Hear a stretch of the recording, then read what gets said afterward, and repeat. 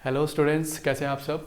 Students, जैसे हमने आपको बताया था कि हम आपको जीएस का अभी सिलेबस स्टार्ट करवा देंगे। तो अभी जैसे मैंने आपको अपने फर्स्ट इंट्रोडक्टरी लेक्चर में बताया था कि मैं आपको इंडियन पॉलिटी करवाऊंगा। क्लियर। तो आज हम अपना एक नया मॉड्यूल स्टार्ट करने वाले हैं, that is Indian polity. Students, अगर बैकग्राउंड में थोड़ी बहुत अगर आपको नॉइस आ रही होगी तो देखिए वो पीछे थोड़ा कंस्ट्रक्शन का काम चल रहा है, ठीक है। तो आप प्लीज़ उससे थोड़ा सा बेयर कर लेना। बाकी जितना हो सके मैंने अपने आप को यहाँ पे बिल्कुल एकदम क्लोज कर रखा है ताकि बाहर से बिल्कुल भी आवाज़ ना आए। बट अगर थोड़ी बहुत भी आ रही होगी तो उसको आप देख लेना, बाकी इतनी लगेगी नहीं आपको, ठीक है। ओके, तो देखिए बच्चों, सबसे पहले मैं उम्मीद करता हूँ कि आप सब अपने घर पे अच्छे से रह रहे होंगे और सब स्वस्थ होंगे, क्योंकि देखिए जो बाहर अभी सिचुएशन चल रही है ये काफ़ी क्रिटिकल है। बट एक चीज़ याद रखना, इंग्लिश में एक प्रोवर्ब है कि this time shall also pass, यानी कि ये समय भी निकल जाएगा। बस आपको करना क्या है, पेशेंस रखना है, ओके, अपने आप को सेफ रखना है। ओके, सो इन्हीं शब्दों के साथ आज का हम अपना कार्य स्टार्ट करते हैं। देखिए, इंडियन पॉलिटी जो है, पहले इसको स्टार्ट करने से पहले मैं कुछ थोड़ी सी इंपॉर्टेंट बातें आपको शेयर कर देता हूँ। देखिए, इंडियन पॉलिटी जो है ये सब्जेक्ट पहले और आज भी इजी है, ऐसा नहीं कि अब टफ हो गया है। ये इजी है अगर जिस बच्चे को इसकी अंडरस्टैंडिंग हो जाती है उसके लिए तो है इजी। बट जिस बच्चे को इसकी अंडरस्टैंडिंग जो समझ के नहीं करता है, कंसेप्ट को नहीं समझता है, तो वो उनके लिए एग्जाम में हो जाता है टफ। क्लियर। अब बाकी इस सब्जेक्ट को बच्चे जो है टू द ग्रांटेड ले लेते हैं। हमें जो है इसको ऐसा बिल्कुल भी नहीं करना है, बिल्कुल इक्वली इंपॉर्टेंट लेके चलना है। क्लियर। क्योंकि जो सब्जेक्ट जो होता है उसकी हर सब्जेक्ट की कोई ना कोई डिमांड होती है, चाहे वो कोई भी सब्जेक्ट हो, साइंस का हो या ह्यूमैनिटी बैकग्राउंड का हो। क्लियर। हर सब्जेक्ट की अपनी एक एक डिमांड होती है। सो इंडियन पॉलिटी की भी एक डिमांड है, वो ये है कि आपको पहले कॉन्स्टिट्यूशन की अच्छे से जो उसकी लैंग्वेज है उसकी समझ होनी चाहिए। क्लियर। तो अभी आपका ये मानना, ये मत सोचना कि सर हम लॉ के बच्चे नहीं है तो हमें कैसे समझ में आएगा। देखिए, जितना पॉसिबल होगा मैं आपको लॉ की जो इसमें कॉन्स्टिट्यूशन की लैंग्वेज है उसको मैं आपको बिल्कुल सिंपल लैंग्वेज में समझाऊंगा। क्लियर। एक बार जब आपको वो समझ में आ जाएगा कॉन्स्टिट्यूशन, तो बाकी जो फिर उसकी लैंग्वेज है वो कुछ भी नहीं है फिर। क्लियर। क्योंकि होता क्या है, हर एक जैसे साइंस है, साइंस की अपनी एक लैंग्वेज है, ऐसी लॉ की भी अपनी एक लैंग्वेज है। क्लियर। जब आपको उस चीज़ें समझ आ जाती है ना, तो लैंग्वेज कोई भी हो, ठीक है, आपको वो चीज़ें फिर ईजी लगती हैं। अब इंडियन पॉलिटी के अंदर सबसे पहले हम देखते हैं कॉन्स्टिट्यूशन। जो हमारा कॉन्स्टिट्यूशन है, सारी जो पॉलिटी हम वही से ही समझते हैं। क्लियर। तो इंडियन पॉलिटी के लिए आपको अपना कॉन्स्टिट्यूशन की अच्छे से नॉलेज होनी चाहिए। लेकिन अब बिफोर आई स्टार्ट, हमारे को पता होना चाहिए जो आज हम कॉन्स्टिट्यूशन हमारे पास यहाँ तक 70 over the period of 70 years यहाँ इवॉल्व होकर आया है, उसके पीछे क्या स्टोरी रही है। क्लियर। तो आज जो हम डिस्कस करेंगे वो पूरा एक बैकग्राउंड डिस्कस करेंगे, हम कुछ एक्ट्स रहेंगे उनको डिस्कस करेंगे। अब उससे पहले इस पेपर में जो भी अब तक ट्रेंड रहा है, ठीक है, एक बार वो डिस्कस कर लेते हैं। देखिए, इस क्वेश्चन पेपर में अगर आपके पास लक्ष्मीकांत की बुक है, ठीक है, तो उसके अंदर अगर आप देखेंगे जो 6th एडिशन जो न्यू है उसके अंदर 2000 से लेकर के और ईयर 2019 तक प्रीलिम्स के ना नंबर ऑफ क्वेश्चंस बता रखे हैं।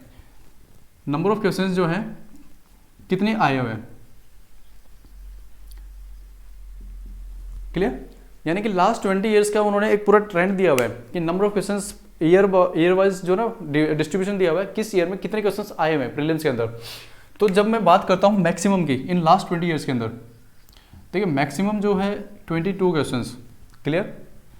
एंड मिनिमम जो है वो आपके आए हैं 6 क्वेश्चंस। देखिए, आउट ऑफ 100 क्वेश्चन अगर आपके 22 questions only and only polity से आ रहे हैं, तो इट मीन्स ये सब्जेक्ट काफ़ी आपके लिए इंपॉर्टेंट हो जाता है। क्लियर। अब देखिए, मिनिमम जो है, अब मिनिमम चाहे तो ये 0 भी हो सकता है। क्लियर। इसकी जगह ये 0 भी हो सकता है, बट वो लक के ऊपर डिपेंड करता है। अब जिन भी बच्चों ने 2017 का प्रीलिम्स दिया था उनका लक था, जिसका ये सब्जेक्ट रॉन्ग था उसका प्रीलिम्स अच्छे से क्लियर हो गया। क्लियर। तो ये 2 बार आ चुका है, 2004 में भी एंड 2017 में भी। क्लियर। तो अभी आपको क्या करना है, ये नहीं है कि आपको सिर्फ और सिर्फ पॉलिटी पे ही फोकस करना है, बाकी सब्जेक्ट को भी उतना ही इंपॉर्टेंस देना है जितना इसको देना है। क्लियर। हर सब्जेक्ट को आपको इक्वल टाइम देना है। ऐसा नहीं आपको पॉलिटी अच्छा लगता है तो पॉलिटी को ही ज़्यादा टाइम दे रहे हैं, ऐसा नहीं है कि आपको हिस्ट्री अच्छी लगती है तो हिस्ट्री को ही सारा टाइम दे रहे हैं, या आपको ज्योग्राफी अच्छी लगती है तो ज्योग्राफी को। हर सब्जेक्ट को इस एग्जाम के लिए आपको इक्वल टाइम देना होगा, तभी इस एग्जाम में आप अच्छा परफॉर्म कर पाएंगे। क्लियर। तो ये तो होगी मार्क्स की डिस्ट्रीब्यूशन की। अब बात आती है जो बच्चों के अंदर सबसे बड़ा डाउट रहता है, वो है बुक्स को रिलेट के। देखिए, बुक्स जो है मेरा ये मानना है वो स्टूडेंट टू स्टूडेंट वेरीफाई करता है। क्लियर? कि मान लो किसी बच्चे को कोई लैंग्वेज किसी एक राइटर की अच्छी लगती है, जैसे अब न्यूज़पेपर से ये लगा लो, किसी बच्चे को इंडियन एक्सप्रेस अच्छा लगता है, किसी बच्चे को द हिंदू अच्छा लगता है, वो अपने अपने मत है, दोनों ही न्यूज़पेपर अच्छे हैं वैसे। अब जैसे मैं अगर बात करता हूँ बुक्स की, क्लियर? तो सबसे पहले मैं आपको एक जो बुक है बेसिक्स बुक, अगर मान लो बेसिक्स से अगर आपने कितनी ही बार पढ़ रखे हो, क्लियर? क्योंकि अगर मैं बताऊं 2019, 2020 और 2018 आपके एनसीईआरटी से डायरेक्ट क्वेश्चंस भी आए हैं, क्लियर? अब डायरेक्ट ऐसा नहीं कि उन्होंने मतलब उसका आपका ये टेस्ट करना चाहा यूपीएससी ने कि क्या आपको नॉलेज है कंसेप्ट की। तो एनसीईआरटी में अब यहाँ पे आपको मैं 6 से 12th बिल्कुल भी नहीं बोलूँगा, मैं आपको रेकमेंड करूँगा 11th एंड 12th क्लास की जो एनसीईआरटी है ना, वो 11th क्लास में आपकी 2 एनसीईआरटी है, एक तो है आपकी पॉलिटिकल थ्योरी, क्लियर? एंड एक है Indian constitution at work, Indian constitution at work. अब देखिए ये जो 2 एनसीईआरटी है 11th की, ये सबसे ज़्यादा इंपॉर्टेंट है आपकी बेस के लिए। 12th की भी आप पढ़ सकते हैं, कोई प्रॉब्लम नहीं है, बट ये जो 2 बुक हैं मैं आपको कहूँगा, रिकमेंड करूँगा 100% कि आपको ये 2 बुक है, पॉलिटिकल थ्योरी और इंडियन कॉन्स्टिट्यूशन एट वर्क, ये तो आपको करनी ही करनी है, ठीक है? आपको पढ़ना जरूर है इससे, ओके? तो अब आती है बात कि रेफरेंस बुक के भी कुछ बच्चों को होता है सर रेफरेंस में कौन सी बुक लिखें। देखिए बच्चों, रेफरेंस जो है ना, वो मैं अगेन कहता हूँ, आपके पास अगर अभी फिलहाल जो भी बुक है, क्लियर, आप उसी पे ही स्टिक रहें। आप ये ना हो किसी एक की सुन के आप अपने रेफरेंस ही चेंज कर लें, क्लियर? वो सबसे बड़ी गलती हो जाती है हमारी प्रिपरेशन के टाइम पे। अब रेफरेंस बुक जो मार्केट में आपको सबसे ज़्यादा या जो आपको सुनने में मिलता है वो आती है, एक तो हमारे लक्ष्मीकांत की बुक है, उसके बाद डीडी बसु, क्लियर? एक है सुभाष कश्यप, और एक और होती है पीएम बख्शी की। अब इनमें फ़र्क क्या है, देखो वो मैं बता देता हूँ फ़र्क। देखिए ये जो बुक है ना, ये तो आपको ये मान के चलिए पूरी की पूरी जो कॉन्स्टिट्यूशन ऑफ इंडिया है, वो सारे आर्टिकल्स, उसका प्रियम्बल, उसके शेड्यूल, सब कुछ मिलेंगे इसके अंदर। तो इन केस मान लो अगर आपके पास कॉन्स्टिट्यूशन ऑफ इंडिया की कॉपी नहीं है, पीडीएफ नहीं है, और आप चाहते हैं कि मैं उसको ऑफलाइन मतलब मेरे पास बुक हो, तो आप ये वाली बुक रेफर कर सकते हैं। अदरवाइज अगर आपके पास पीडीएफ है तो उसको रेफर करें, अगर नहीं है तो जो लॉ मिनिस्ट्री की वेबसाइट है उसमें लेजिस्लेटिव डिपार्टमेंट है, उसके अंदर आप जाएंगे ना, जब कॉन्स्टिट्यूशन ऑफ इंडिया का एक पीडीएफ मिलेगा अपडेटेड टू आई थिंक 9 दिसंबर 2020 तक अपडेट कर रखा है, क्लियर? लास्ट टाइम जब मैं देखा था वो 9 दिसंबर 2020 तक वो अपडेटेड था। आप उसको डाउनलोड कर लीजिए, उसमें क्या होगा, जितने भी अमेंडमेंट हो चुके हैं 2020 में वो सारे इंक्लूडेड हैं। अब ये जो बुक में क्या प्रॉब्लम आती है पीएम बख्शी के, ये हो सकता है मान लो जैसे 2019 के अंदर ये प्रिंट हुई थी, लेकिन 2020 में अमेंडमेंट हुए, वो इसमें इंक्लूड नहीं होंगे, क्लियर? तो इसलिए आप जो पीडीएफ मैंने आपको बताया है लॉ मिनिस्ट्री, मैं लिख देता हूँ, लॉ मिनिस्ट्री की वेबसाइट पे जब जाएंगे आप तो उसके अंदर आता है डिपार्टमेंट ऑफ लेजिस्लेशन, क्लियर? उसके अंदर आपको मिल जाएगा कॉन्स्टिट्यूशन ऑफ इंडिया, एक होता है उसमें पार्ट्स में डिवाइड कर रखा होगा, एक होगा कंप्लीट पीडीएफ, तो कंप्लीट पीडीएफ आप डाउनलोड कर लेना, ठीक है? और अगर आपको फिजिकल कॉपी चाहिए तो आप उसका फोटो कॉपी जो फोटोस्टेट की दुकान पे जाके उसका प्रिंट भी निकलवा सकते हैं, क्लियर? ये हो गया। अच्छा, उसके बाद आपकी आती है लक्ष्मीकांत। देखिए मोस्टली जब प्रीलिम्स की में जो भी बच्चे स्टार्ट करते हैं सिविल सर्विसेज से, तो ये तो हर कोई परचेज करता ही करता है जहाँ तक मुझे पता है। अब आती है बात इसके ऊपर, डीडी बसु। देखिए ये जो बुक है, जो राइटर हैं इनके डीडी बसु, ये एक लॉयर थे, क्लियर? तो जो लॉयर हैं ऑटोमेटिक है उनकी जो लैंग्वेज होगी वो भी लॉयर वाली ही होगी, यानी लॉ की लैंग्वेज होगी।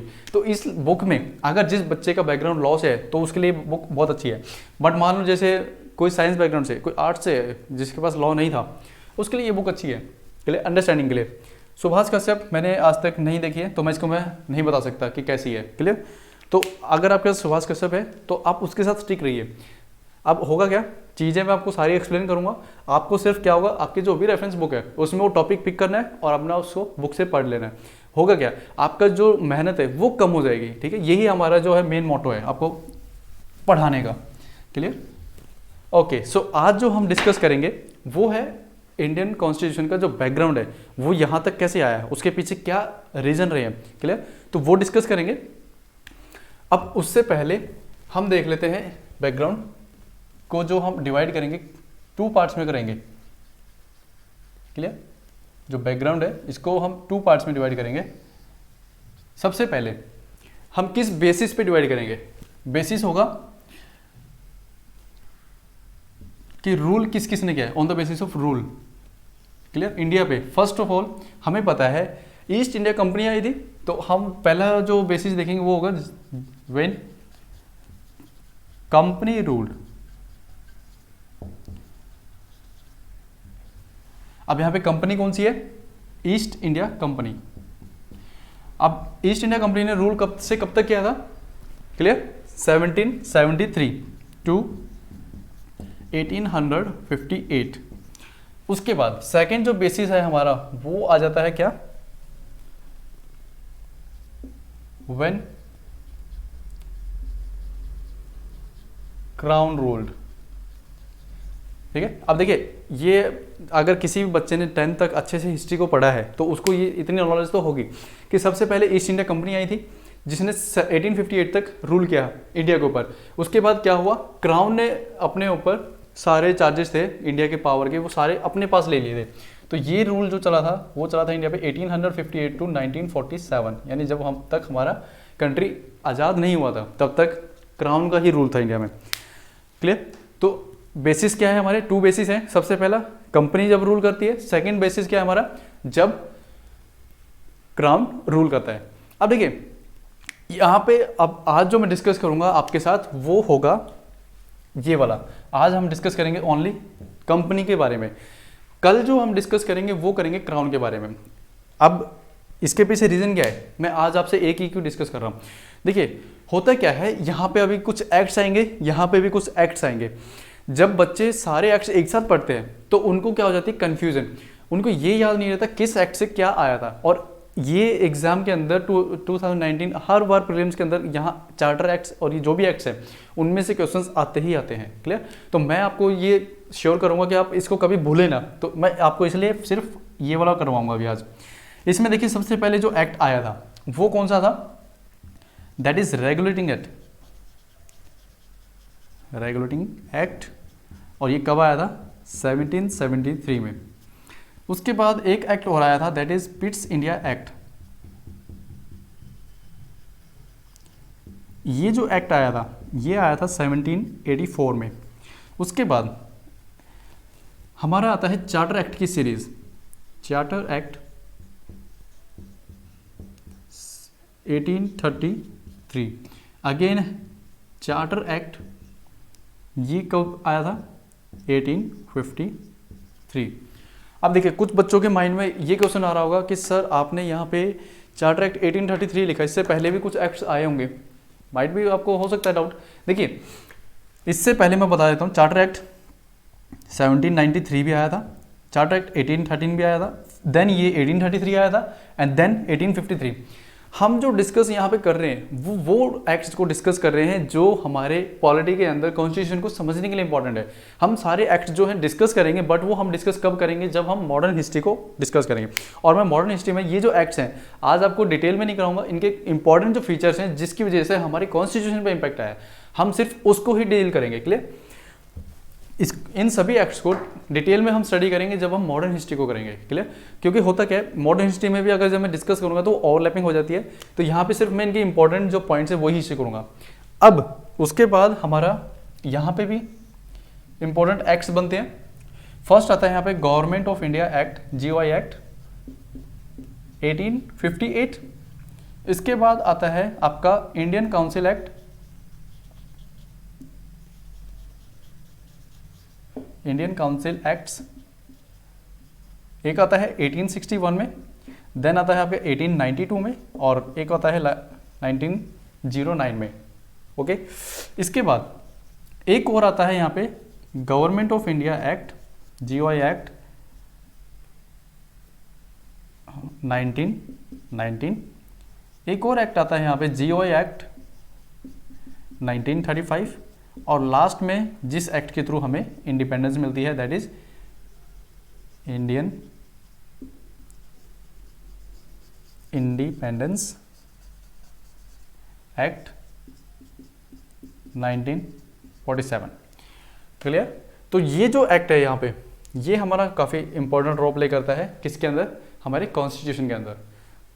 अब देखो बच्चों, ये जो एक्ट्स हैं यहाँ पे कितने हो गए, 1 2 3 4, और सेम वहीं पे 1 2 3 4 5, यहाँ पे 3 एक्ट्स हो रहे हैं। तो टोटल ये देखिए, अगर मैं आज आपको सारे एक्ट्स करवा दूंगा तो आपको क्या होगा, at the end of the lecture कुछ भी याद नहीं रहेगा। अब जब मैं आपसे सिर्फ ये 4 डिस्कस करूंगा और नेक्स्ट डे जब मैं आपको ये करवाऊंगा तो पहले मैं आपसे ये वाले रिवाइज करवाऊंगा। क्लियर? उससे होगा क्या, आपका जो माइंड है वो रिकॉल कर पाएगा, अच्छे से लिंक कर पाएगा। अब ये सारी चीज़ें डिस्कस करने से पहले हम पहले एक बार थोड़ा सा यूरोपियन हिस्ट्री को देख लेते हैं कि ये जो यूरोपियंस थे इंडिया में आए क्यों, उनके पीछे रीज़न क्या था। तो उसके लिए मैं एक बार आप मैप बना देता हूँ वर्ल्ड का, ताकि मैं आपको थोड़ा सा अच्छे से समझा पाऊँ। क्या विजिबल हो रहा है? यस। देखिए, ये है हमारा नॉर्थ अमेरिकन कॉन्टिनेंट, और आप चाहें तो खुद भी साथ साथ बनाने की प्रैक्टिस कर सकते हैं। क्लियर?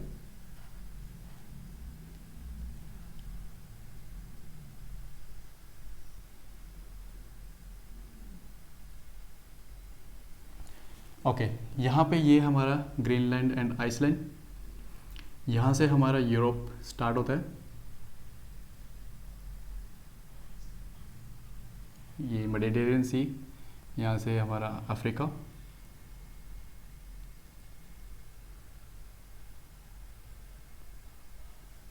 ये अरेबियन पेनिनसुला। क्लियर? और ये हमारा इंडिया आ जाता है, यहाँ से ये थाईलैंड फिलीपींस वाला पेनिनसुला, और ये एक मिनट थोड़ा सा ऊपर कर देता हूँ।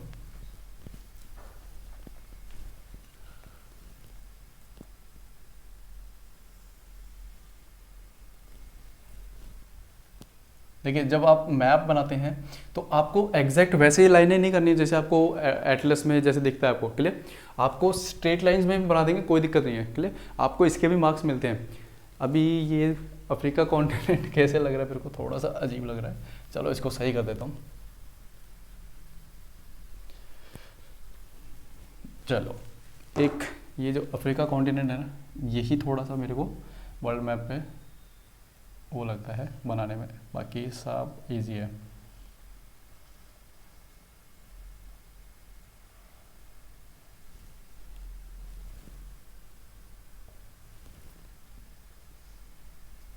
क्लियर? चलिए, ये हो गया।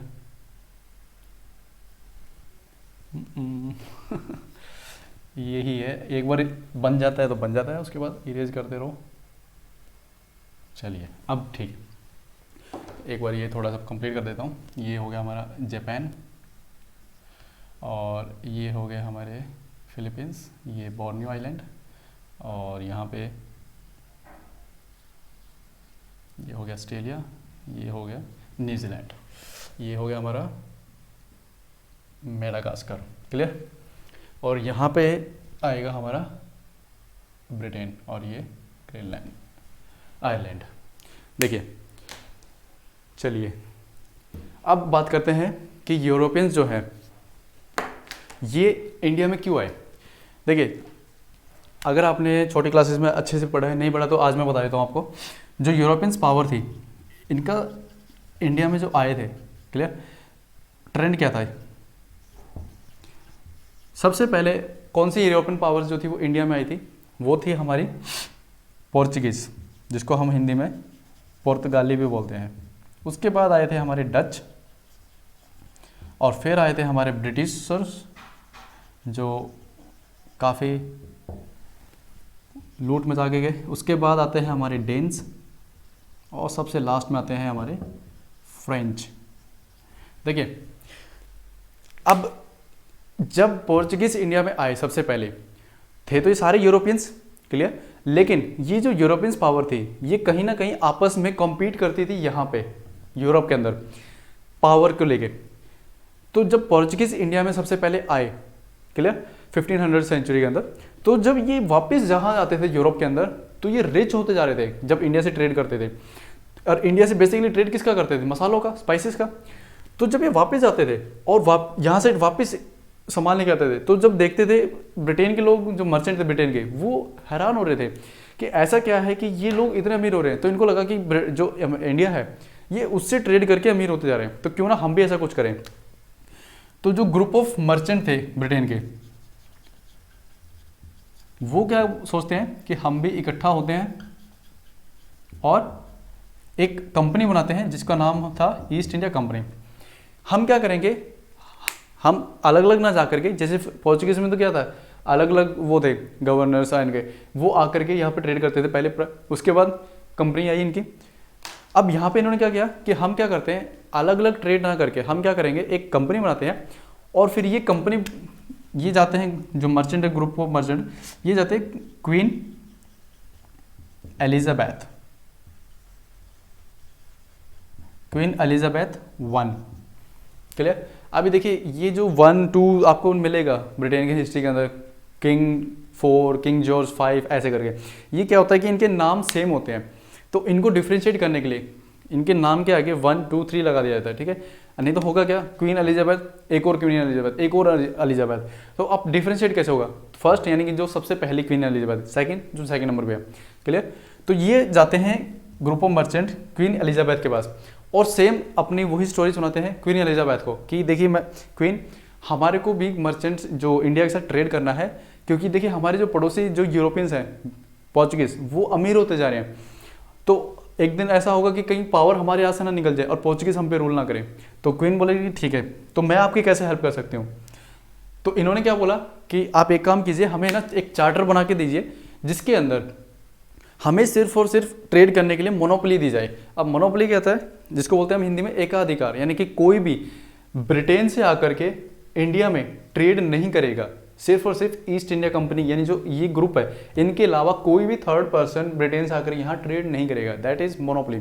उन्होंने ये चार्टर की डिमांड की, तो क्वीन भी ऑब्वियस है खुश, उन्होंने क्या बोला ठीक है, उन्होंने चार्टर दे दिया कि ट्रेड करो आप इंडिया में, बट कोई भी, ये मैं आपको अश्योर करवाती हूँ कि कोई भी ब्रिटेन से जाकर के आपके वहाँ पे इंटरफेरेंस नहीं करेगा।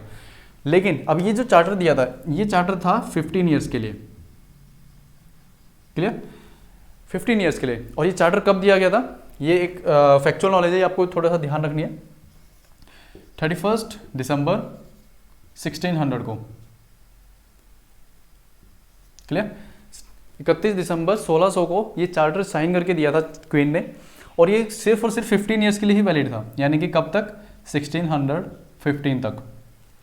ओके, अब 15 ईयर्स में क्या लगता है आपको, जो पोर्चुगीज थे ऑलरेडी 1500 से ट्रेड कर रहे थे, इनको कब मिला, एग्जैक्ट 100 साल बाद, यानी 100 ईयर्स तक किसकी मोनोपोली थी इंडिया के ऊपर ट्रेड में, पोर्चुगीज की। तो आपको लगता है कि 15 ईयर्स में ये इनके साथ कंपीट कर पाते, नहीं। तो इसलिए जो जेम्स 1 थे, जो वहाँ के जेम्स 1, अब देखिए यहाँ पे भी 1 आया है, हो सकता है जेम्स 2 3 4 ऐसे रहे होंगे। तो जेम्स 1 जो किंग थे, उन्होंने क्या बोला कि अब जो आपको हम चार्टर दे रहे हैं वो होगा इनडेफिनेट टाइम पीरियड के लिए,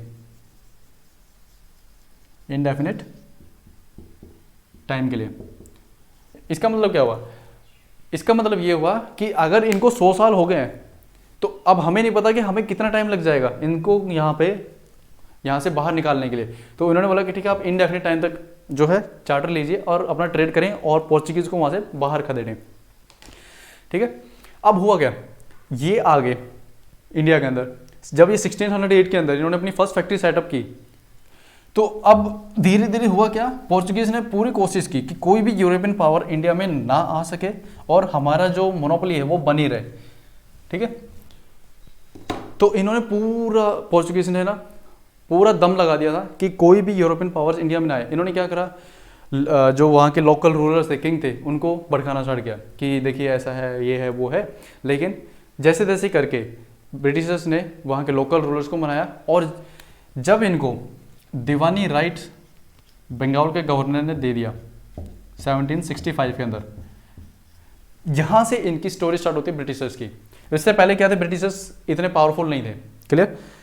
इनको जब दीवानी राइट मिलता है, दीवानी राइट्स मीन्स कि आप जो है रेवेन्यू और टैक्स ये कलेक्ट कर सकते हैं लैंड का, और जो भी आप ट्रेड करेंगे, ठीक है, वो आपके पास रहेगा उस पर्टिकुलर एरिया का। तो जब इनको ये मिल गया तो ऑटोमेटिक है, अब इनके पास क्या हुआ, पहले तो सिर्फ ट्रेडिंग बॉडी थी, सिर्फ व्यापार करते थे, अब इनको धीरे धीरे एडमिनिस्ट्रेशन की भी पावर मिल गई कि वहाँ पे आप अपना एडमिनिस्ट्रेशन भी खुद चला सकते हैं, यानी लॉ एंड ऑर्डर की सिचुएशन भी खुद देख सकते हैं। अब जब आपको ये मिल जाती है, ऑटोमेटिक है पॉलिटिकल पावर में भी आप इंटरेस्टेड होंगे। क्लियर। आप चाहेंगे कि भाई जो वहाँ की सत्ता है, पॉलिटिकल पावर है, वो भी हमारे पास आए। तो यही ब्रिटिशर्स ने स्टार्ट किया। तो जब इन्होंने पहले तो बक्सर प्लासी की जो लड़ाई थी उसको जीता, ठीक है, फिर बक्सर की जो फाइट थी उसको इन्होंने जीता। तो धीरे धीरे क्या हुआ, इन्होंने अपना जो फुटप्रिंट था इंडिया के अंदर बढ़ाना स्टार्ट कर दिया। अब देखिए यहाँ पे जो आपके ब्रिटेन की गवर्नमेंट जो थी, यहाँ पे ब्रिटेन की जो गवर्नमेंट थी यहाँ पे, वो चाहती तो थी कि कंपनी के ऊपर हमारा भी कंट्रोल हो, क्योंकि अब तक जो कंपनी काम कर रही थी इंडिपेंडेंटली कर रही थी, कोई कंट्रोल नहीं था ब्रिटेन गवर्नमेंट का उसके ऊपर। लेकिन गवर्नमेंट ये चाहती थी ब्रिटेन की कि हम भी इनके ऊपर थोड़ा बहुत कंट्रोल रखें, कहीं ऐसा ना हो कि फिर ये बिल्कुल एक जो इंडिया के ऊपर अपना अलग से ही कंट्री बना दें, ठीक है, अपना मतलब फिर हमारी बात ही ना माने, क्योंकि जब पैसा हाथ में आ जाता है तो कोई किसी की सुनता नहीं है। तो यही फिर ब्रिटेन गवर्नमेंट को भी डर लगने लगा कि कंपनी जो है फ्लरिश होने लगी है, ठीक है। पोर्चुगीज़ को इन्होंने थोड़ा सा बाहर हल्के में कर दिया है, क्योंकि पोर्चुगीज़ जो है काफ़ी इसमें यहाँ पे गोवा और दमन दीव के पास ही सिमट के रह गई थी। तो इन्होंने सोचा कि भाई क्यों ना, गवर्नमेंट सोच रही थी बट इनको कोई रीज़न नहीं मिल रहा था। अब हुआ क्या, देखिए जब आपके पास पावर आती है तो सबसे पहले आप क्या करते हैं, उसका मिसयूज़ करने की सोचते हैं। क्लियर। यही रीज़न था कि जो ईस्ट इंडिया कंपनी के जो एम्प्लॉयज़ थे, जब इनके पास हाथ में पावर है एडमिनिस्ट्रेशन की भी, पॉलिटिकल की भी, इसके एम्प्लॉयज़ हो गए क्या, करप्ट। अब जब एम्प्लॉयज़ करप्ट हो गए, इन्होंने क्या स्टार्ट कर दिया, private trade. Private trade means जैसे अभी तक तो क्या था, कंपनी जो ट्रेड कर रही थी उसका प्रॉफिट यहाँ भेज रही थी। क्लियर। लेकिन अब क्या कर रहे थे, मान लो जो इसके कंपनी के ऑफिसर्स एम्प्लॉयज़ थे, वो क्या करते थे, इंडिया के अंदर ही ट्रेड करते, सामान को बेचते, पैसा उठाते और अपने पास ही रख लेते, कंपनी को वो नहीं देते थे, कंपनी में सबमिट नहीं कराते थे उस पैसे को। क्लियर। ओके। अब प्राइवेट ट्रेड करने से हुआ क्या, जो ईस्ट इंडिया कंपनी थी वो होने लगी क्या, लॉसेस में जाने लगी, कंपनी को काफ़ी ज़्यादा घाटा होने लग गया। अब आप खुद बताइए, अगर आप एक बिजनेसमैन हैं तो कहीं ना कहीं आपके माइंड में एक चीज़ रहती होगी, बिजनेस अगर आप बिजनेस करते हैं या शॉपकीपर हैं, कि हमें जैसे तैसे करके प्रॉफिट होना चाहिए। प्रॉफिट नहीं तो एटलीस्ट जितना हमारी कॉस्ट है हमें वो वापस मिलती रहे। अदरवाइज क्या होगा, एक दिन ऐसा आएगा कि आपको बिजनेस शट डाउन करके जाना पड़ेगा। तो कंपनी को जब लॉसेस होने लगे तो जो कंपनी के जो डायरेक्टर्स थे ये जाते हैं ब्रिटेन गवर्नमेंट के पास। क्लियर। ये देखिए बच्चों, मैं क्यों बता रहा हूँ आपको, ताकि एक बार आपको क्या होता है कि स्टोरी कनेक्ट हो जाए ना, तो ये चीज़ें फिर कुछ भी नहीं है। एक बार आपको ये समझ में आ गया ना, तो फिर आपका ये जो काम है बहुत ही छोटा है। अब क्या होगा कि जब अगर मैं डायरेक्ट आपको ये समझाने लग जाता ना, तो आपको ये चीज़ें पीछे बैकग्राउंड में नहीं पता कि हुआ क्या है, तो आप ये भी नहीं समझ पाते। क्लियर। तो इसलिए ये समझाना जरूरी था। तो ये जाते हैं डायरेक्टर यहाँ पे किसके पास, कंपनी ब्रिटेन की गवर्नमेंट के पास। ये रिक्वेस्ट करते हैं गवर्नमेंट को कि आप हमें बेल आउट कीजिए, आप हमें पैसे दीजिए, क्योंकि हमारे पास जो लॉसेस इतने ज़्यादा हो गए हैं कि हमारे पास कर्जा हो चुका है, और अदरवाइज क्या होगा, नहीं तो हमें कंपनी शट करके वापस आना पड़ेगा ब्रिटेन में। तो ब्रिटेन गवर्नमेंट जो इसी ही कहते हैं ना कि इसी मौके का, इसी अवसर का वेट कर रही थी, कब जो कंपनी हमारे पास आए और हम उस पर कंट्रोल करें। तो गवर्नमेंट खुश कि ठीक है हम आपको बेल आउट करेंगे, सब कुछ देंगे, पैसा भी देंगे, लेकिन एक शर्त पे। और यही जो ये गोरी चमड़ी वाले अंग्रेज थे, इनकी खूबी यही थी, ये हमेशा क्या करते थे, मौके की तलाश करते थे, जैसे ही मौका मिला अपनी सारी चीज़ें तो थोप देते थे। तो गवर्नमेंट भी इन्होंने क्या करा, इनको बोला ठीक है but terms and condition apply होंगी, ठीक है, टर्म्स एंड कंडीशन अप्लाई होंगी, तब हम आपको लोन देंगे, तब हम आपको पैसा देंगे।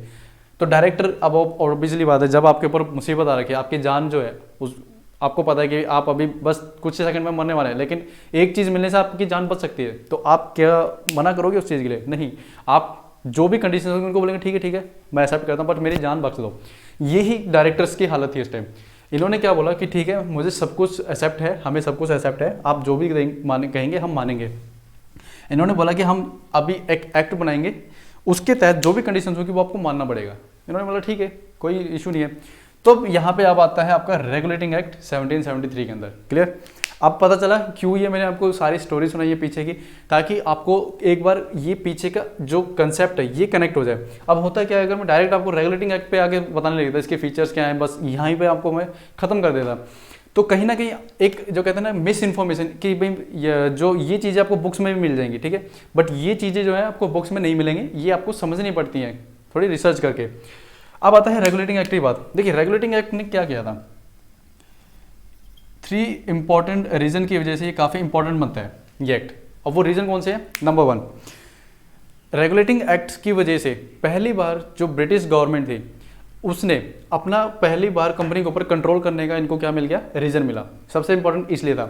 दूसरा, इंडिया के अंदर जो सेंट्रलाइज्ड पावर थी उसका स्टार्टिंग होती है इसी एक्ट के थ्रू, ठीक है। अभी कुछ बच्चों के दिमाग में आ रहा होगा कि सेंट्रलाइज और डिसेंट्रलाइज, ये 2 वर्ड कई बार आपने न्यूज़पेपर पे भी सुना होगा कि ये होते क्या है। देखिए कोई बड़ी बात नहीं है, मैं अभी आपको बता देता हूँ, ठीक है। देखिए 2 वर्ड होते हैं, एक होता है सेंट्रलाइज्ड एंड सेकंड होता है डिसेंट्रलाइज्ड।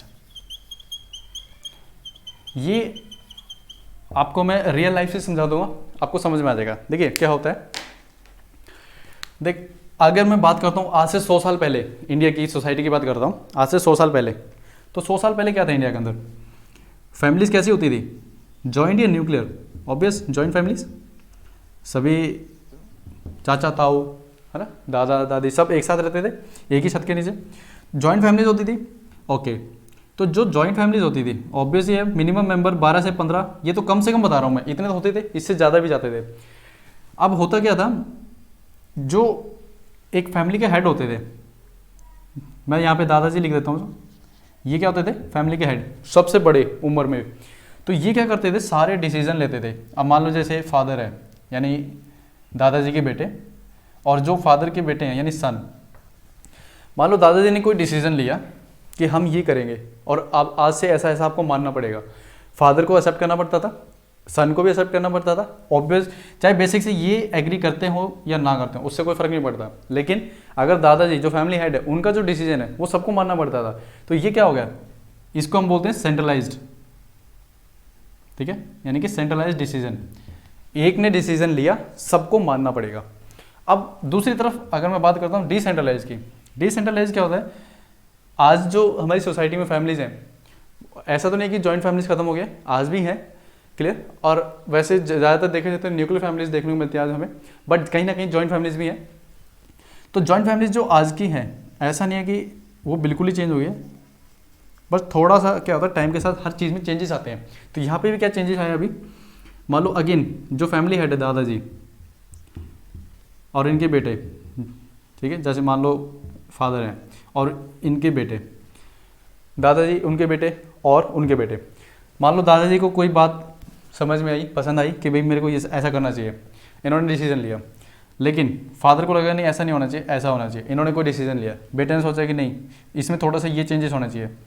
अब हुआ क्या, ये तीनों एक साथ आएंगे, क्लियर, क्योंकि रहे तो एक ही घर में रहे।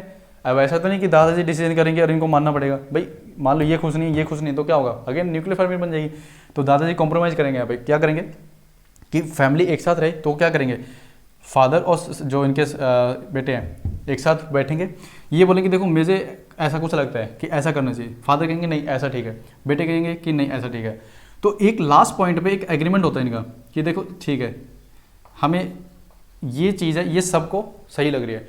तो अब यहाँ पे जो डिसीजन हुआ है ये कैसा डिसीजन है, दैट इज डिसेंट्रलाइज्ड। यहाँ पे क्या था, सेंट्रलाइज था, यानी कि दादाजी ने ही सब कुछ किया, यहाँ पे तीनों ने मिलकर सब कुछ किया है, तो ये हो गया डिसेंट्रलाइज। क्लियर, अब आ गया समझ में। और अभी यही अगर आपको मैं करंट कंटेक्स्ट में बताऊं कि ये सेंट्रलाइज और डिसेंट्रलाइज, अगर आपने न्यूज़पेपर फॉलो किया है लास्ट 1 ईयर का, तो उसमें अगर आपको ये वर्ड्स भी काफ़ी सुनने को मिले होंगे। देखिए सेंट्रलाइज अगर लास्ट ईयर हम बात करते हैं मार्च 2020 की, क्लियर, और अभी चल रहा है मई 2021।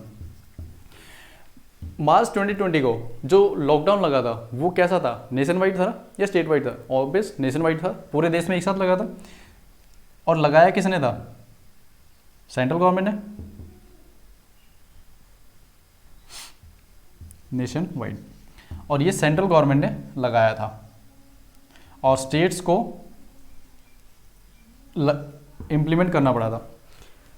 लेकिन अब यहाँ पे देखो क्या फ़र्क था। लास्ट एक सेंट्रल गवर्नमेंट की क्रिटिसिज्म क्यों हुआ था? यहाँ पे जो प्राइम मिनिस्टर नरेंद्र मोदी जी थे उन्होंने आकर के नेशन वाइड लॉकडाउन अनाउंस किया। यहाँ पे मैंने यहाँ 2 बार सेंटर लिख दिया, स्टेट आएगा यहाँ पे। यहाँ पे जो स्टेट्स थे उनका ये कहना था कि हमसे बिना पूछे आपने लॉकडाउन अनाउंस कर दिया, हम तैयार ही नहीं थे, ना हमारे इंफ्रास्ट्रक्चर रेडी था हेल्थ का। तो यहाँ पे क्या हुआ कि थोड़ी सी क्रिटिसिज्म गवर्नमेंट की होगी, आपको एटलीस्ट स्टेट्स के साथ कंफर्म करना चाहिए था कि लॉकडाउन लगाना चाहिए नहीं लगाना चाहिए। तो ये क्या हो गया, यानी कि अकेले एक सेंटर ने ही डिसीजन किया और स्टेट्स को मानना पड़ा था उस टाइम। तो ये क्या हो गया, सेंट्रलाइज पावर। अब आता है डिसेंट्रलाइज। अगेन लॉकडाउन लगा हुआ है, अब ऐसा तो नहीं है कि लॉकडाउन इस बार नहीं लगा। देखो अगेन पूरे 1 ईयर के बाद वही सेम स्टोरी रिपीट हो रही है। अब सेंट्रल गवर्नमेंट ने क्या अनाउंस किया? नो, लॉकडाउन के सेंट्रल गवर्नमेंट ने तो नहीं अनाउंस किया, बट रिस्पेक्टिव जो स्टेट गवर्नमेंट्स हैं ये इनके डिसीजन है कि हमें लॉकडाउन लगाना चाहिए नहीं लगाना चाहिए। तो इस बार क्या कह रहे हैं, जो डिसीजन लिया गया वो कैसा है, डिसेंट्रलाइज है। क्लियर? तो आई थिंक ये 2 जो एग्जांपल्स हैं ये आपको काफ़ी अच्छे से समझ आ गई होंगी। और ये जो है ना, ये छोटे छोटे जो वर्ड्स होते हैं कई बार यही बच्चों को ना समझ में नहीं आते और फिर वो आगे चीज़ों को फिर रटना स्टार्ट कर देते हैं। क्लियर? ओके, तो अभी इसके इंपॉर्टेंट फीचर्स की हम बात कर लेते हैं रेगुलेटिंग एक्ट की। सबसे पहला जो फीचर था इसका वो क्या था, जो गवर्नर था बंगाल का उसको क्या बना दिया गया था, यानी उसकी सिर्फ डेजिग्नेशन चेंज की थी, ऐसा नहीं कि उसको कुछ और दे दिया गया था, उसको बना दिया गया था governor general of Bengal. First ये इसका फीचर था। सेकंड, मैंने जैसे अभी आपको बताया था कि यहाँ से क्या होता है, हमारे इंडिया के अंदर सेंट्रलाइज टेंडेंसी स्टार्ट होती है पावर की। तो जो मद्रास एंड बॉम्बे थी, इनको ये बोला गया कि आपको आज से इंडिपेंडेंटली काम नहीं करना है, आपको जो गवर्नर जनरल ऑफ बंगाल है उसके नीचे काम करना होगा। क्लियर? मद्रास एंड बॉम्बे जो प्रोविंसेस थे तो ये ब्रिटिशर्स ही रूल कर रहे थे यहाँ पे भी, बट इनको ये बोला गया कि नहीं, आपको क्या करना है। जैसे मान लो मैं एक रफ डायग्राम बनाता हूँ,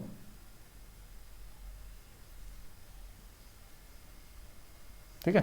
मान लो ये एरिया जो था नॉर्थ ईस्ट वाला, ये क्या है हमारा बंगाल रीजन था उस टाइम, और ये वाला रीजन कौन सा था, मद्रास, और ये वाला बॉम्बे का।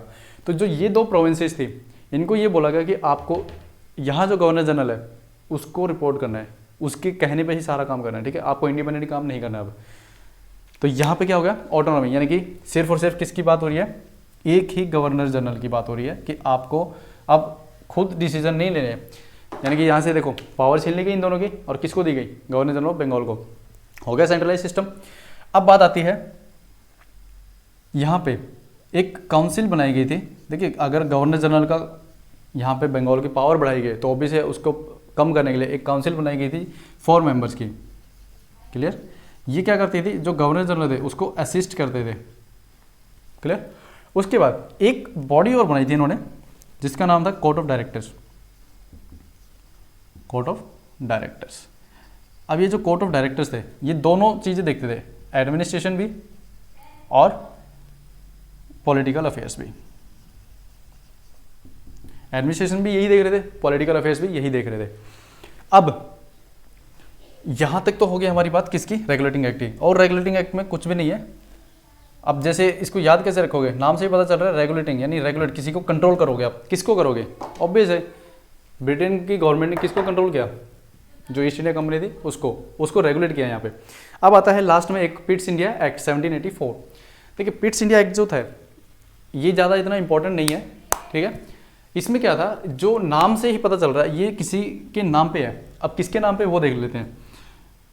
विलियम पिट जो ब्रिटेन के पीएम थे,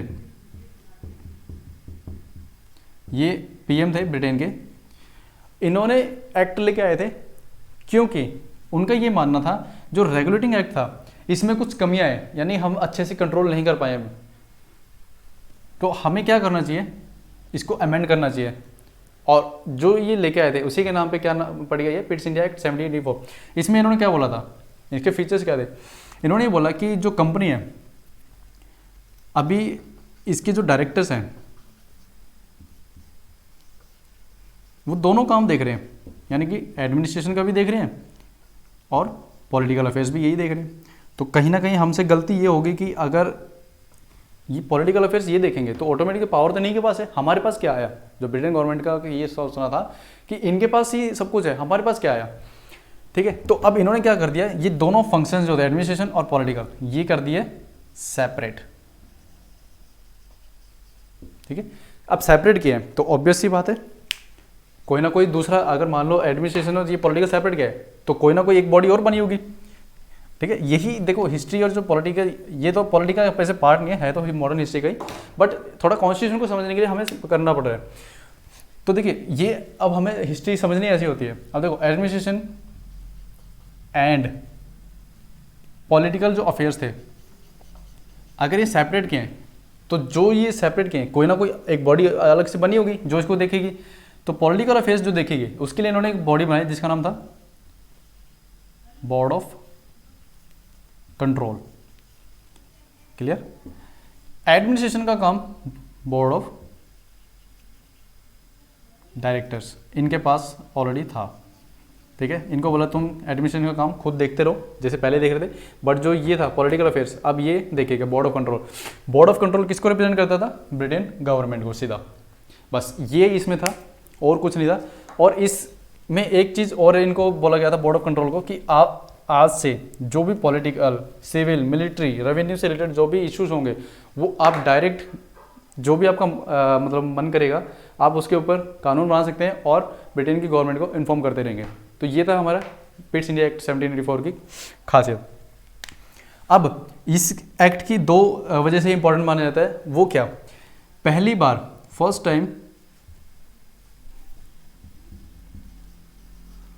टाइम जो कंपनी की जो टेरिटरीज थी, जैसे यहाँ पे मैं रफली बता देता हूँ, मान लो कंपनी ने यहाँ से लेकर इतना एरिया जो इंडिया का एक्वायर कर रखा था, ठीक है, जिस पे ट्रेड कर रही थी।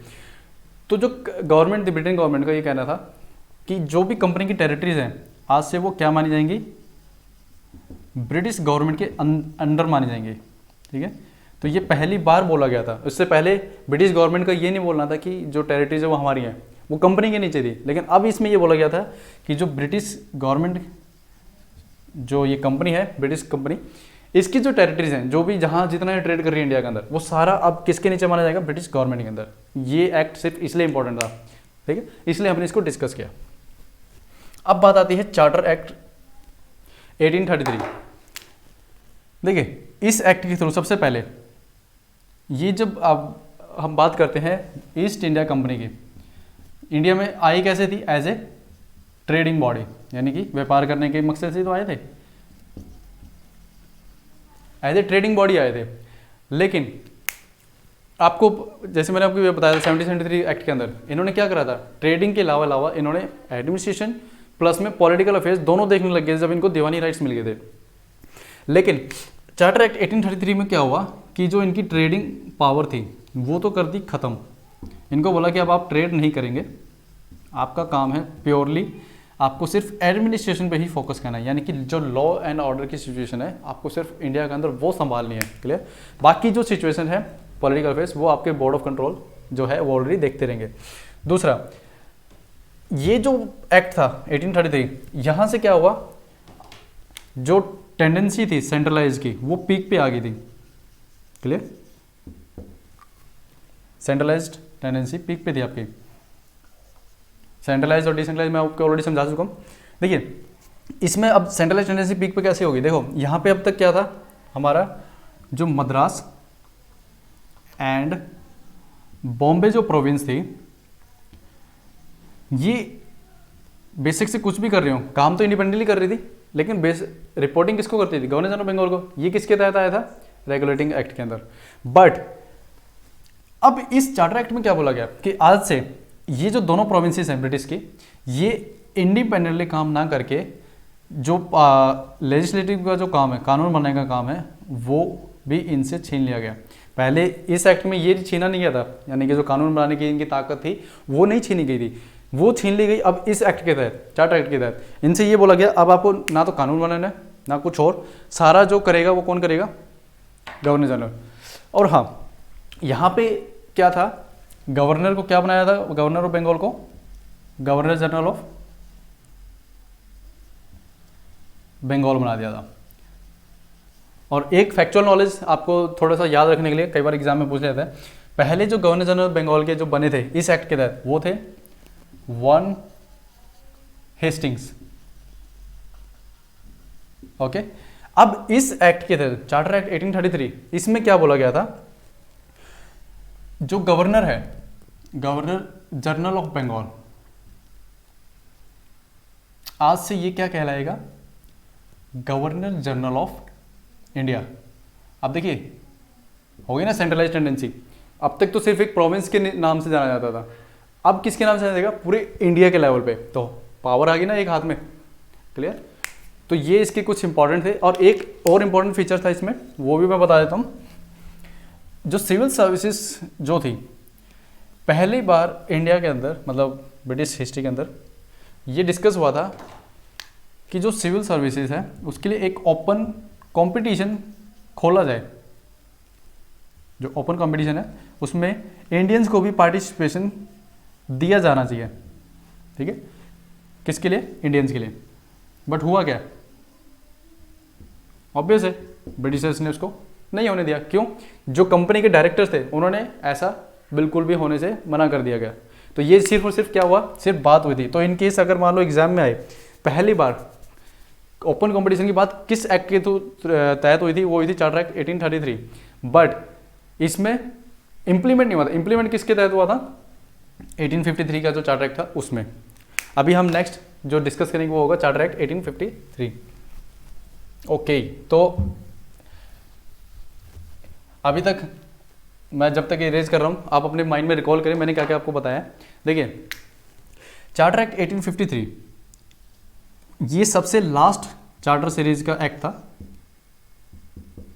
क्लियर, क्योंकि टोटल कितने चार्टर एक्ट पास हुए थे, एक आया था 1793 में, उसके बाद 1813 में आया था, फिर आया था हमारा 1833 जो हमने अभी अभी डिस्कस किया है। अब हम डिस्कस करने जा रहे हैं 1853। तो ये सबसे लास्ट वाला था जो कि इंडिया में पास हुआ था। ओके, अब इस एक्ट की फीचर्स क्या थे,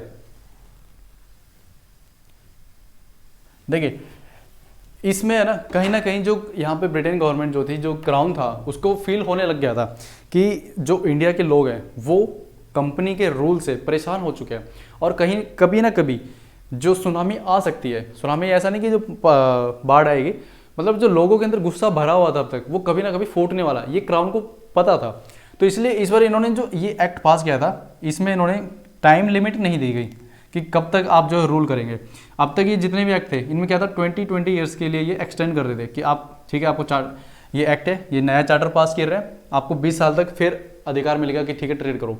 अगेन यहाँ पे 1833 में क्या बोला, ठीक है 20 साल के लिए। 1833 देखो 20 साल बाद ही 1853 आया, लेकिन 1853 में ऐसी कोई भी लिमिट नहीं दी। इनको बोला जब तक हमारा मन है आप ट्रेड करते रहे। अब हुआ क्या, जो क्राउन का मानना था हुआ भी वही। 1857 के अंदर हमारा रिवोल्ट हो चुका था, 1853 में ये आया था और 1857 में हमारा जो रिवोल्ट हो गया था। क्लियर, ये इसके कुछ खास थे। और एक चीज़ और है इसमें कि इसमें है ना, जो यहाँ पे मैंने आपको बताया था कि 4 मेंबर्स की एक काउंसिल बनाई गई थी जो असिस्ट करते किसको, गवर्नर जनरल ऑफ बंगाल को। ठीक है, लेकिन अब यहाँ पे क्या हुआ, ये जो एग्जीक्यूटिव काउंसिल थी इसकी, गवर्नर जनरल की, ये दोनों काम देखती थी, कानून बनाने का भी और एडमिनिस्ट्रेशन का भी। लेकिन यहाँ पे इन्होंने बोला कि अब से ये दोनों काम जो है डिफरेंट हो गए, यानी कि लेजिस्लेटिव और एग्जीक्यूटिव काम जो है दोनों अलग अलग होंगे। क्लियर, अब लेजिस्लेटिव और एग्जीक्यूटिव दोनों अलग अलग कर दिए गए। तो लेजिस्लेटिव के लिए इन्होंने क्या करा, 6 मेंबर की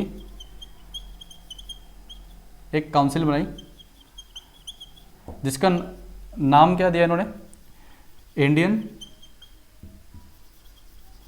लेजिस्लेटिव काउंसिल,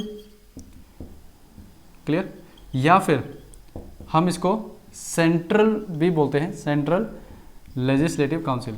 सेंट्रल क्यों बोलते हैं, क्योंकि उस टाइम प्रोविंसेस भी तो थी, प्रोविंसेस में ऐसा नहीं इन्होंने इंप्लीमेंट किया था, प्रोविंसेस में ऑलरेडी जो था वैसे ही चलने दिया, बट इन्होंने यहाँ पे जो सेंट्रल लेवल पे था वहाँ पे इन्होंने 6 मेंबर की जो है काउंसिल बनाई गई, जो कि गवर्नर जनरल ऑफ इंडिया थे उसको असिस्ट करेगी, एडवाइस करेगी किसके ऊपर, जो भी कानून बनाने से रिलेटेड जो भी मैटर होगा उसके लिए। तो ये कुछ हमारे इंपॉर्टेंट फीचर्स थे, और जो मैंने आपको यहाँ पे बताया था ओपन कॉम्पिटिशन सिस्टम जो यहाँ पे ओपन हुआ था सिविल सर्विस के लिए इंडिया के अंदर, जो इंडियंस पार्टिसिपेट कर सकते हैं, वो किससे इंप्लीमेंट हुआ था 1853, पर बात पहली बार किस में हुई थी 1833 में। तो बच्चों ये हमारा कुछ इंपॉर्टेंट जो चार्टर्स थे, ठीक है, कुछ रूल थे जो कि कंपनी जब रूल कर रही थी उसके नीचे आए थे सारे, ठीक है। अब नेक्स्ट लेक्चर में हम डिस्कस करेंगे जब क्राउन ने कंपनी से सारे चार्जेस पावर अपने पास ट्रांसफर कर ली थी, वो हम अपने कल वाले लेक्चर में करेंगे। तो अभी आपको करना क्या है, जो भी मैंने आपको पढ़ाया है आपको सारा रिवाइज करना है। अगर आप चाहें तो अपने handwritten notes short form में बना सकते हैं, क्लियर, जहाँ पे भी अपने पुराने नोट्स बना रखे हैं या तो मार्जिन बना लीजिए, जो आपको नहीं पता थी ये चीज़ वो आप कहीं पे लिख ले, क्लियर। होगा क्या इससे, कहीं ना कहीं होता क्या, जब हम हाथ से लिखते हैं ना, हैंड रिटन नोट्स बनाते हैं, वो हमें लंबे टाइम तक याद रखता है। बेसिक से आप लेक्चर को 2-3 बार सुन लें, बट होगा क्या, भूलने की टेंडेंसी हमें रहती ही रहती है। रिवीजन क्या होता है, जैसे ये वर्ड है, देखिए इसको जब हम तोड़ते हैं तो क्या बनता है, री यानी कि अगेन, विजन मीन्स सी, अगेन सी, दोबारा देखो दोबारा देखो दोबारा देखो, ठीक है, जिसको हम हिंदी में बोलते हैं दोहराना, दोहराना। तो ये जो है रिवीजन वर्ड इस एग्जाम के लिए सबसे इंपॉर्टेंट है, और नॉट ओनली आज का जो आप देखेंगे कोई भी एग्जाम है सब में यही बोला जाता है, रिवीजन सबसे इंपॉर्टेंट है। तो इन्हीं शब्दों के साथ मैं आपको विराम देता हूँ। तो आप अपने जो भी आपका शेड्यूल है आप अपने उसको फॉलो करें, ठीक है। अभी नेक्स्ट हम टुमारो कल फिर दोबारा मिलेंगे, तो तब तक आप इस लेक्चर को अच्छे से रिवाइज कर लेना। और अगर आपको नहीं समझ में आया कहीं पे भी, अगर आपको लगता है कि ये पॉइंट मुझे नहीं समझ में आया, तो कमेंट बॉक्स आपके लिए ओपन है, आप बेझिझक, कोई भी दिक्कत नहीं है कि सर बुरा ना माने, ऐसा कुछ नहीं है। आपको जो भी डाउट है आप कमेंट करें। देखिए ये जो एक कम्युनिटी है, आप जो सीखेंगे, हो सकता है कोई डाउट ना समझ आए तो मैं आपसे सीखूंगा, ठीक है, हम एक दूसरे को बताते सीखेंगे, क्लियर। सो तब तक के लिए हैप्पी लर्निंग, गुड बाय।